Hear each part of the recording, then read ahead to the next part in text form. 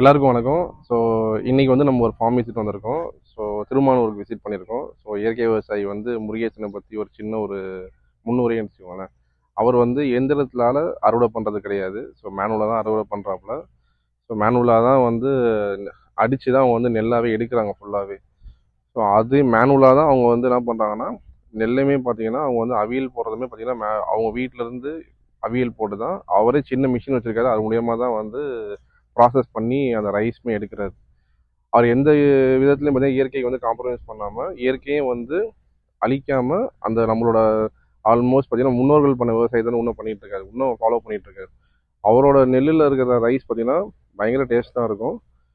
So அவருக்கு வந்து நம்மளால் எவ்வளோ சப்போர்ட் பண்ண முடியுமோ நம்ம முடிஞ்ச அளவுக்கு நம்ம சப்போர்ட் பண்ணுவோம். ஸோ நாங்களும் அவருக்கு சப்போர்ட் பண்ணியிருக்கோம், அவர் எனக்கு சப்போர்ட் பண்ணியிருக்காரு. நாங்கள் இன்னும் அவர்கிட்ட வந்து நிறைய ரைஸ் வந்து நிறைய நெல் வந்து அறுவடை சாகுபடி பண்ணுங்க, நாங்கள் உங்கள்ட்ட வந்து எடுத்துக்கிறோம்னு சொல்லி நாங்கள் அஷூரன்ஸ் கொடுத்துருக்கோம்.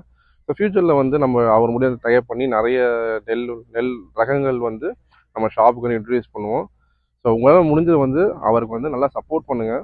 ஸோ நீங்கள் சப்போர்ட் பண்ண தான் இந்த இதை வந்து நெக்ஸ்ட் தலைமுறைக்கு நம்ம எடுத்துகிட்டு போக முடியும். இப்போ சப்போர்ட் பண்ணாமல் விட்டோம்னா ஸோ முருகேசன் மாதிரி வந்து நிறைய விவசாயி வந்து அழிவாங்க. ஸோ அதனால் நீ சப்போர்ட் பண்ணுங்கள். சப்போர்ட் பண்ணீங்கன்னா அவர் வந்து நெக்ஸ்ட் லெவலில் வந்து க்ரோ ஆகிட்டே இருப்பாங்க. அடுத்த தலைமுறையும் நல்லாயிருக்கும்.